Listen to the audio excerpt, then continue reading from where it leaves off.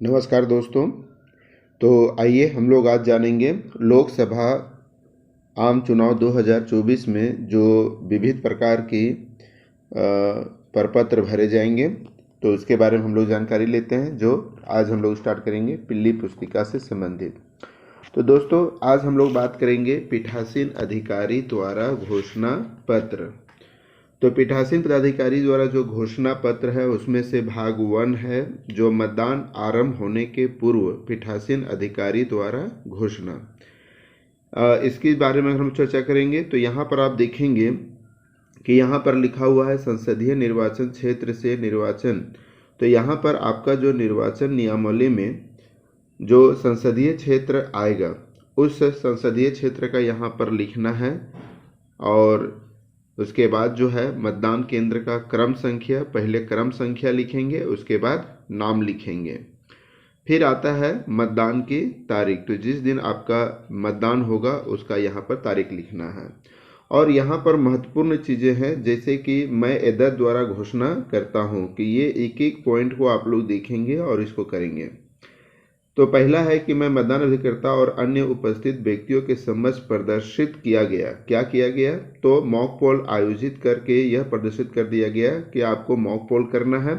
और mock poll का जो है इससे पहले कोई रिकॉर्ड नहीं था, और मॉक पोल के बाद इसमें कंट्रोल यूनिट से मॉक पोल डेटा साफ कर दिया गया है, और भी पेड ड्रॉप बॉक्स से प्रिंटेड पेपर पर्चियाँ हटा ली गई हैं। ये आपको घोषणा करना है।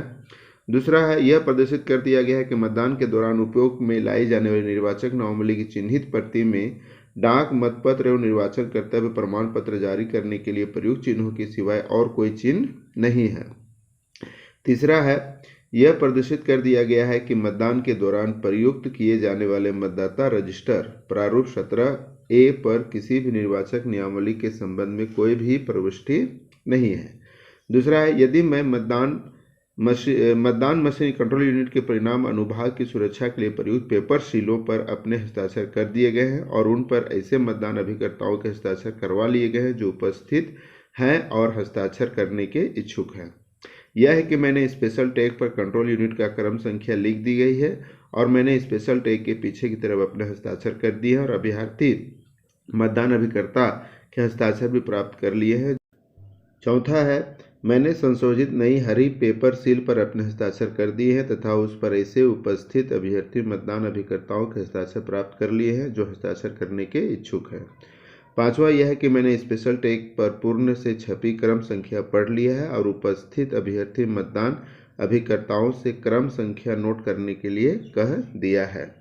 तो याद रखेंगे कि इसको भरने से पहले आपको जितने भी मतदान आरंभ करने के पहले जो घोषणा पत्र है इसको भरने से पहले जो है आपको वीवीपैट से जो मॉक पोल की पर्ची है उसको हटा लेना है। स्पेशल टैग में मतदान अभिकर्ताओं का हस्ताक्षर ले लेना है।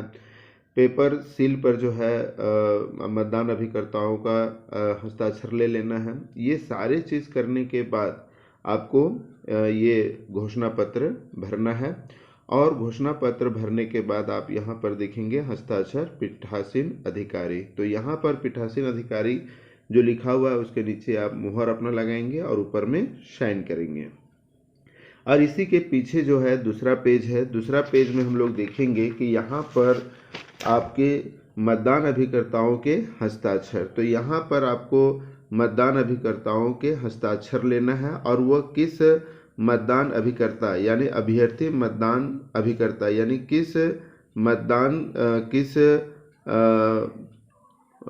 किस प्रतिनिधि का है उसका नाम लिखकर और यहाँ पर वो हस्ताक्षर करेंगे।